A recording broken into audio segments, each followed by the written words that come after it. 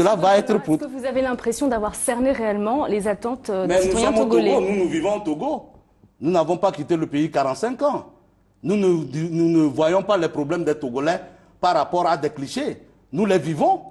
Et le président va vers les populations. C'est le seul qui va, il est proche des populations. Nous savons qu'il y a une souffrance, il y a une misère.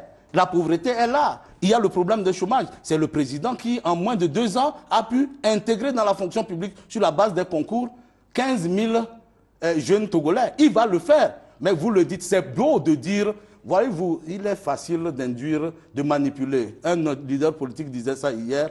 Le peuple ne se trompe pas, mais on peut le manipuler. Mais ce peuple est vigilant. Désormais, les gens savent. Mais vous n'avez pas eu...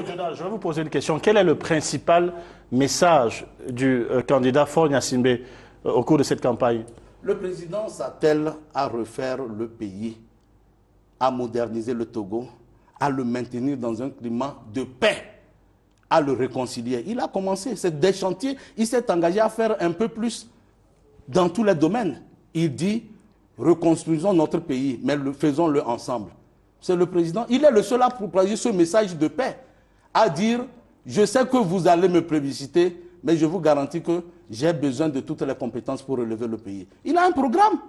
Il a un programme. Ce n'est pas des gens qui, ce n'est pas une association ou un regroupement de gens qui, à 2 jours, 3 jours des élections, puisque certains ont été écartés par des voies constitutionnelles, d'autres n'ont pas pu déposer leur candidature par manque de moyens pour le cautionnement. Il faut trouver une bannière pour que, après l'élection, que chacun puisse se positionner comme étant un acteur politique. Il n'y a pas de programme dans le front. Alors, M. Djobo, quel est le principal atout de votre candidat Jean-Pierre Fabre?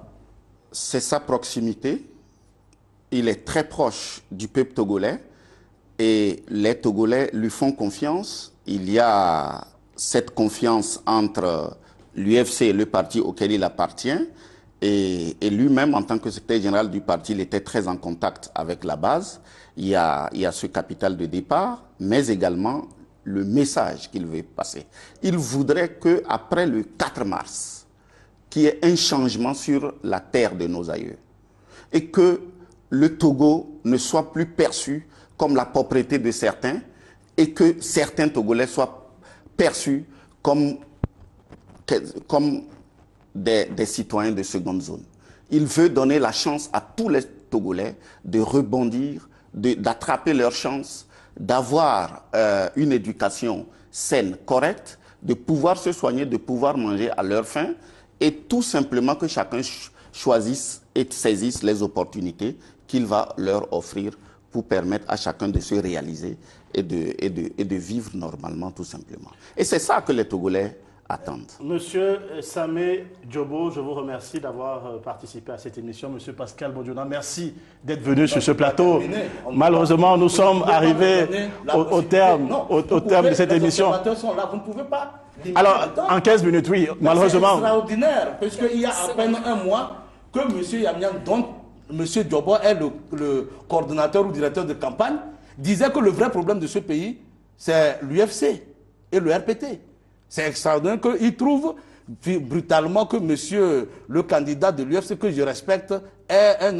Ça, c'est bon, mais ce revirement est spectaculaire. Je voudrais dire clairement, en mot de fin, que le candidat Faure, je suis convaincu que monsieur Djobo lui-même, en son âme et conscience, rentré dans les urnes, il votera pour le président Faure.